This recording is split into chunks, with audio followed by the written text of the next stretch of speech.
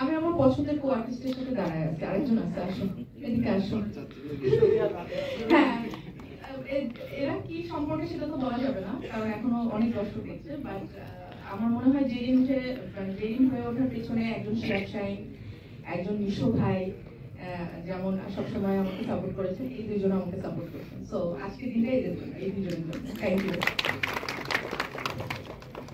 অনেক বলেছি, এখানে উপস্থিত যারা পর্দার পিছনে ছিল তাদের জন্য আসলে একটা করতালি আমার মনে হয় দেওয়া উচিত। এবং দীর্ঘায়িত করবো না, আমার মনে হয় যে আমি নিজেও দেখতে চাই, আমরা সবাই এখন সিনেমাটা এক্সপিরিয়েন্স করবো ইনশাআল্লাহ। দেখি দেখা যায় কি হয়, কি বানিয়েছেন আপনারা।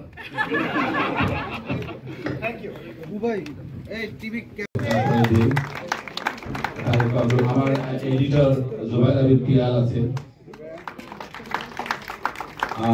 যাকে ছাড়া দাবি হতো না। আমার বিজিএম, আমার মিউজিশিয়ান সাজিদ সরকার আছে, ব্রিলিয়ান্ট মিউজিশিয়ান। আসো আসো সবাই আসেন।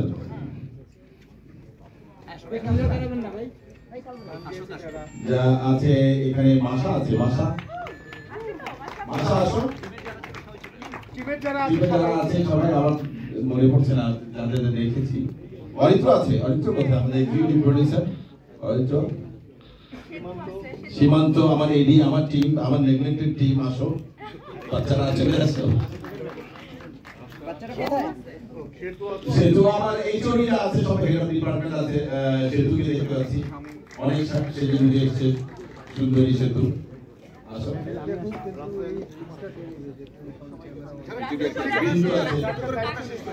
সবাই দায়িত্ব নিয়ে চলে আসেন।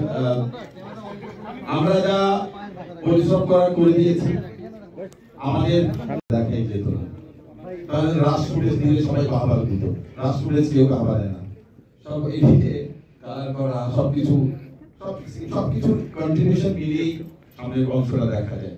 তো hats off to you guys, thank you. আপনারা কাজ করেছি, দেখুন সবাই।